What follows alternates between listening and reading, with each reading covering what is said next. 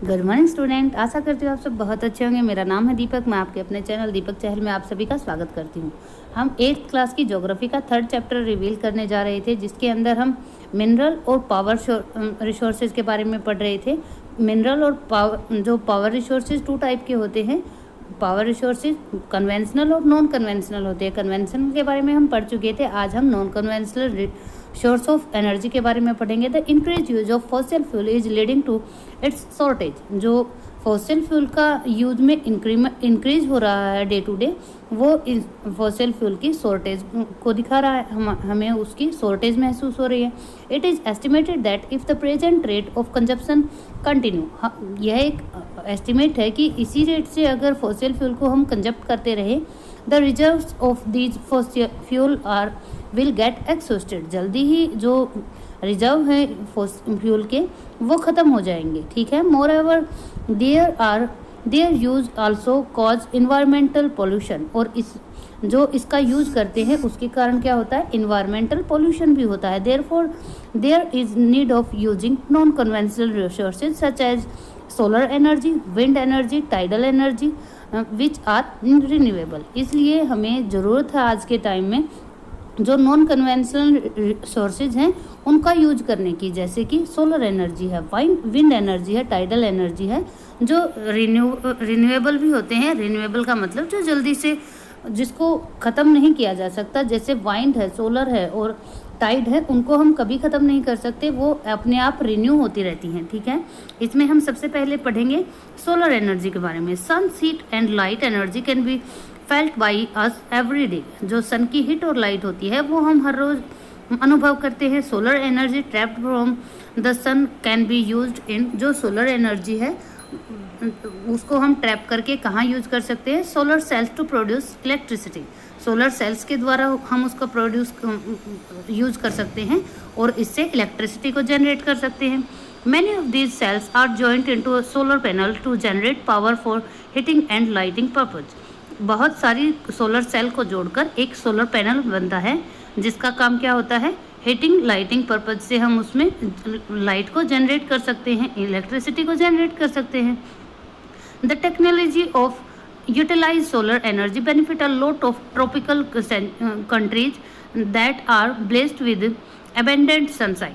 जो solar energy वाला concept है ये वहाँ पर ज़्यादा काम कर सकता है जहाँ पर ट्रॉपिकल कंट्रीज हैं। और क्यों? क्योंकि वहाँ पर बहुत ज़्यादा सनशाइन है। आप लोगों को बताना है वर्ल्ड सोलर अलायंस का हेडक्वार्टर कहाँ पर है। ठीक है, ये आपको कमेंट बॉक्स में मैंडेटरी है बताना। ठीक है।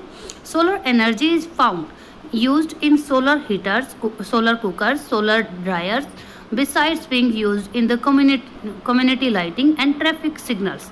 सोलर एनर्जी का यूज कहाँ कहाँ पर होता है, सोलर हीटर के अंदर होता है, सोलर कुकर के अंदर होता है, जो सोलर ड्रायर होते हैं उनके अंदर होता है, और जो कम्युनिटी लाइट और ट्रैफिक सिग्नल हैं उसके अंदर भी हम सोलर एनर्जी का यूज करते हैं।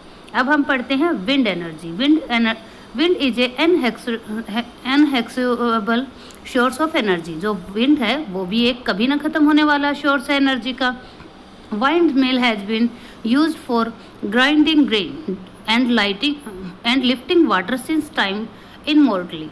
बहुत लंबे टाइम से जो विंड मिल्स हैं उनका प्रयोग अनाज को पीसने के लिए और पानी जो है उसको लिफ्ट करने के लिए यूज किया जा रहा है। In modern time wind mills the high speed wind rotate the wind mill which is connected to the generator and produce electricity. आज के टाइम में जो विंड मिल हैं वो हाई स्पीड से रोटेट होती हैं जब विंड उनको प्रेस करती है, और वो जो विंड मिल हैं वो किससे जुड़ी होती हैं, जनरेटर से जुड़ी होती हैं, जहाँ पर इलेक्ट्रिसिटी प्रोड्यूस की जाती है। Wind farm having cluster of such windmills are located in the coastal area and in the mountain passes where strong and steady wind blow। जो विंड फार्म है वो एक क्लस्टर के रूप में होते हैं। कहाँ लोकेट होते हैं, या तो वो कोस्टल रीजन में लोकेट होते हैं या फिर माउंटेन का जो एक नैरो पाथ होता है वहाँ पर लोकेट होते हैं, जिससे उसको स्ट्रॉन्ग और स्टडी लगातार विंड मिलती रहे। Wind farm are found in Netherlands, Germany, Denmark, UK, USA and Spain are noted for their wind energy produce। जो wind mill Netherlands, Germany, Denmark, UK, USA और स्पेन में है, वहाँ पर बहुत ज़्यादा एक नोटेड फॉर्म में विंड एनर्जी प्रोड्यूस की जाती है। न्यूक्लियर पावर के बारे में हम अभी पढ़ेंगे बच्चों। Nuclear power is obtained from energy stored in the nuclei of atom of natural occurring radioactive element like uranium and thorium। Nuclear power जो है वो जो केंद्र होता है एटम का, उससे जनरेट की जाती है, जो कहाँ पर किसके कारण होती है, क्योंकि वो रेडियो एक्टिव पदार्थ होते हैं। किस तरह के पदार्थ, जैसे यूरेनियम और thorium. This fuel undergo nuclear fusion in the nuclear reactor and emit power. ये फ्यूल जो होते हैं इन्हें क्या किया जाता है, इनके साथ न्यूक्लियर फ्यूजन करवाया जाता है, जिसके कारण जो जो पावर जनरेट होती है उसी को हम इलेक्ट्रिसिटी में कन्वर्ट कर देते हैं, वो एमिट करती है पावर को।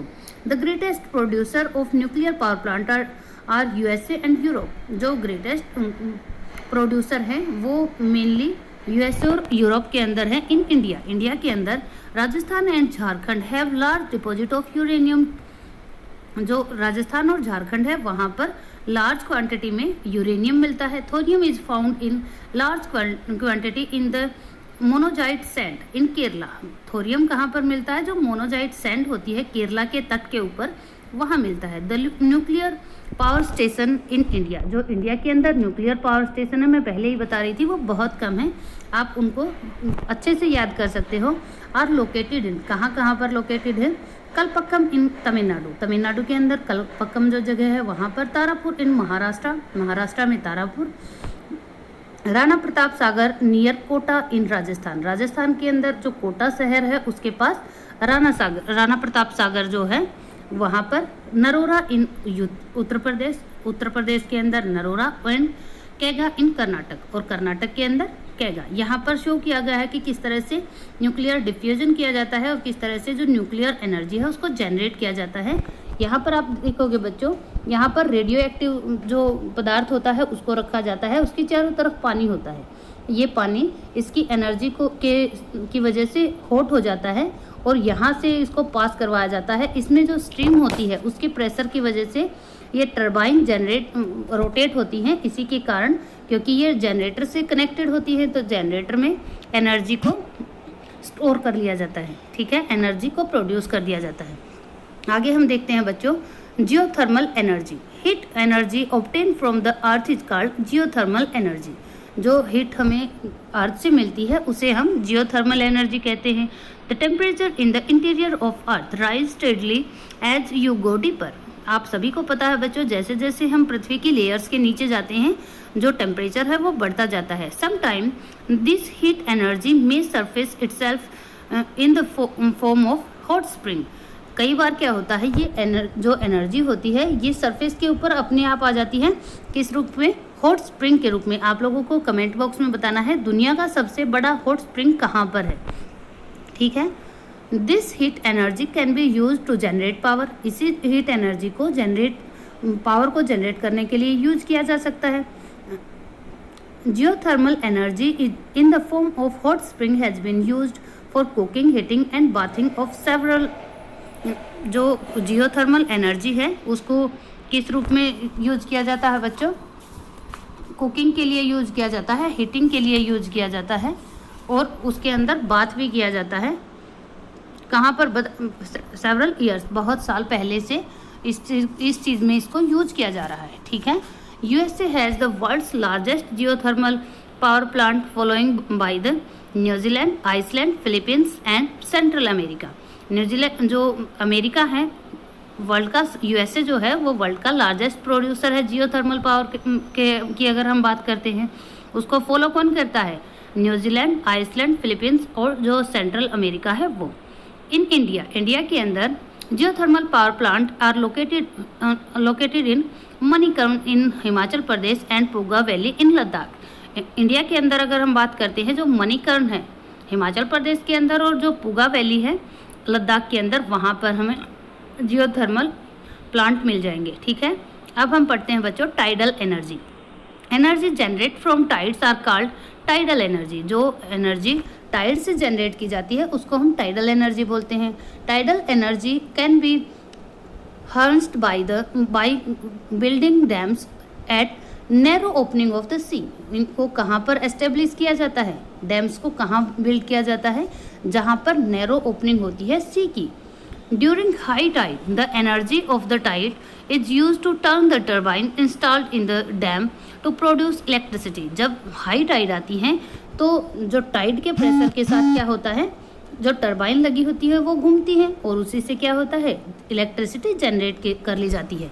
Russia, France and Gulf of Kutch in India have used tidal miles formed। Russia, France और जो हमारे देश के अंदर गल्फ ऑफ कच्छ है वहाँ पर बड़ी बड़ी टाइडल मिल्स लगी हुई हैं। ठीक है, आप लोगों को बताना है कच्छ की जो वैली है, कच्छ जो है गल्फ ऑफ कच्छ है वो कहाँ पर है। वैली नहीं बोलते उसको, खाड़ी बोलते हैं। गल्फ ऑफ कच्छ कहाँ पर है। ठीक है, बायोगैस, बायोगैस के बारे में हम पढ़ेंगे। Organic waste such as the dead plants and animals material, animal dung and kitchen wastage can be converted into the gaseous fuel called biogas। जो ऑर्गेनिक वेस्ट होता है जैसे dead plant, animal material, animal डंक जो होता है या फिर किचन वेस्ट जो होता है उसको हम कन्वर्ट कर सकते हैं गैसियस फॉर्म में, जिसको हम क्या कहते हैं, बायोगैस बोलते हैं। देखो बच्चों, बायो का मतलब होता है जीवित प्राणी। जीवित प्राणियों से जो के वेस्टेज वगैरह से जो गैस बनती है उसी को हम बायोगैस कहते हैं। The organic waste is composed by the bacteria in geo gas digested to emit biogas. जो ऑर्गेनिक वेस्ट होता है जिसको डिकम्पोज कर दिया जाता है जो बैक्टीरिया होते हैं उससे, वही क्या बनाते हैं, बायोगैस बनाते हैं। Which is essentially a mixture of methane and carbon dioxide, जिसके अंदर एक मिक्सचर होता है मीथेन और कार्बन डाइऑक्साइड गैस का। ठीक है, biogas is an excellent fuel for cooking and lighting and producing huge amount of organic matter each year। जो बायोगैस है ये एक बहुत ही एक्सीलेंट फ्यूल है जिसके अंदर कुकिंग और लाइटिंग के लिए तो हम गैस को यूज कर ही सकते हैं। इसके साथ साथ क्या होता है, एक बड़ा अमाउंट ऑर्गेनिक मैन्योर का हमें मिलता है। मैन्योर का मतलब क्या होता है, जो खाद होती है, ऑर्गेनिक खाद जिसे बोला जाता है, जो हम क्या करते हैं, खेतों में डालते हैं। Energy is everywhere but we can see that harnessing this energy is both difficult and as well as costly। Energy तो चारों तरफ है लेकिन इसको प्रोड्यूस करना बहुत ही डिफिकल्ट और कॉस्टली है।